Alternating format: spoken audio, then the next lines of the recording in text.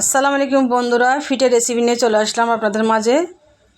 দুধ চিতই পিঠা বানাবো, সেটা আজকে আপনাদের সাথে শেয়ার করব। তো পিঠাগুলো অবশ্যই আমি রাত্রে বানিয়েছি, রাত্রে সারা রাত ভিজিয়ে রেখেছিলাম, ভিজানোর পরে এই অবস্থা হয়েছে। তো কি চলেন যাই কীভাবে পিঠাগুলো বানাই সেটা আপনাদের সাথে শেয়ার করব বন্ধুরা। প্রথমে আমি একটা বড় মিডিয়াম সাইজের পাতিল নিয়েছি। এখন এখানে দুধ দিব। দুধের পরিমাণটা আপনারা পিঠার উপরে নির্ভর করে, পিঠা বেশি বানালে বেশি দুধ দিতে হবে। এখানে আমি 1.5 কেজি দুধ দিব। 1.5 কেজি দুধের সাথে আমি ছোটো বাটি 2 বাটি চিনি দিয়েছি, আর হাফ বাটি গুড় দিয়েছি। গুড় দিলে হয় দুধের কালারটা সুন্দর হয়, আর পিঠাগুলো খেতে বা দেখতে খুব সুন্দর লাগে। এখন 3টা তেজপাতা দিয়ে দিব। তেজপাতাগুলো মাঝখান দিয়ে একটু কেটে দিয়েছি হাত দিয়ে। 2টা কী বলে এটাকে, দারচিনি দিয়েছি। এখন আমি ছোটো বাটির 1 বাটি নারকেল দিয়েছি, দিয়ে আমি ভালোভাবে নেড়ে চেড়ে নিব, মানে একটু মিশিয়ে নিব। 1.5 কেজি দুধের সাথে বন্ধুরা আমি হাফ কেজি পানি দিয়েছি। এদিকে আমি ব্যাটারটা বানিয়ে নিব। চিতই পিঠা বানানোর জন্য যে ব্যাটারটা লাগবে, কুসুম কুসুম গরম পানি দিয়ে আমি চালু গুঁড়াটা গুলিয়ে নিয়েছি। এখানে একটা ডিম দিয়ে দিব। এখন ডিম অনেকে দেয় অনেকে দেয় না, তবে ডিম দিলে পিঠাগুলো গ্রানটা ভালো আসে এবং পিঠাগুলো ফুলে ভিজানোর পরে নরম হয়, তুলতুলে খেতে খুব ভালো লাগবে। তো হয়ে গেছে আমার ব্যাটার বানানো। তো এটা আমি একটা সাইডে রেখে দিব। এখন আমি দুধটা প্রথমে গরম করে নিব। চুলাটা জ্বালিয়ে দুধটা অনবরত লাড়তে থাকবো। দুধ জাল দিয়ে কখনো দূরে যাওয়া যায় না, অবশ্যই দাঁড়িয়ে থাকতে হবে। তো বলক চলে আসছে, কয়েকটা বলক আসার পরে আমি দুধগুলো নামিয়ে ফেলবো বন্ধুরা। যখন বলক চলে আসবে তখন আমি চুলার আঁচটা কমিয়ে দিব। নামিয়ে ফেলেছি, এই দেখেন নামিয়ে ফেলেছি। এখন ঢাকনা দিয়ে ঢেকে রাখবো। এদিকে আমি চুলায় এখন পিঠাগুলো বানিয়ে নিব। এটা খোলা বসিয়ে দিয়েছি। এক করে পিঠার ব্যাটারগুলো আমি এখানে দিয়ে দিব। এখন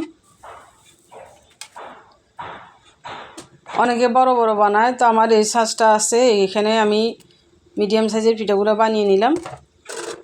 কারণ কি, এই সাইজের পিঠাগুলো আমার বাচ্চারা খেতে খুব পছন্দ করে। দেখতে ছোটো দেখা যায়, কিন্তু ফুলার পরে নরম হয়ে যায়, একদম তুলতুলে নরম হয়ে যায় যখন দুধে ভিজিয়ে রাখবো।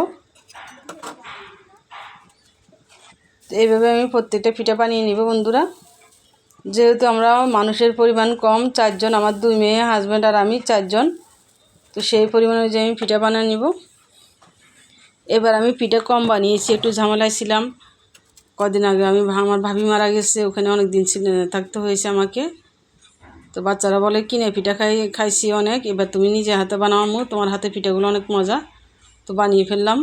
যেহেতু শীতও শেষ, পিঠা বানানোর পরে এরকম হয়েছে। এখন আমি পিঠাগুলো এই দুধের মধ্যে, গরম দুধের মধ্যে দিয়ে দিব।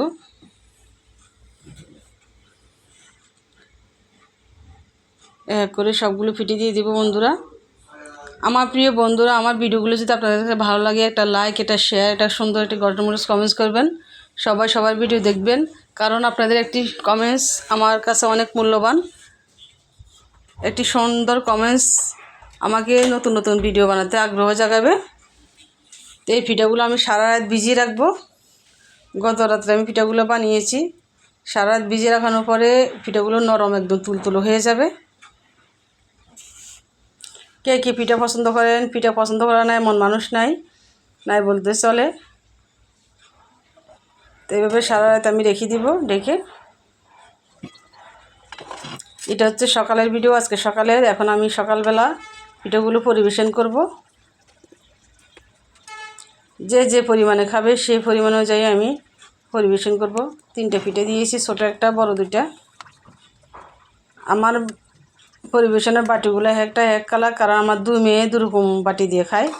ওরা সবসময় এক বাটিতে খায় না। হলুদ বাটি বড় মেয়ের, লাল বাটি ছোটো মেয়ের, আর এই বাটিটা হচ্ছে আমার। ছেলে মেয়ে হলে এক জ্বালা, ওদের পছন্দ অনুযায়ী করতে হয়, সবসময় একই বাটিতে খেতে চায় না। তো আমি 3 জনের জন্য বেড়ে নিলাম। এই বড় বাটিটা হচ্ছে আমার হাজব্যান্ডের, ওকে 4 পিস দিয়েছি, যদি লাগে আরও খাবে। যেহেতু পুরুষ মানুষ বাসায় থাকে না, সারাদিন বাইরে থাকে, এখন যদি না খাওয়াই দিই ভালোভাবে, রাত্রে এসে তো নাও খেতে পারে। কেমন হয়েছে বন্ধুরা? সবাই ভালো থাকবেন, আমার জন্য দোয়া করবেন। আল্লাহ হাফেজ।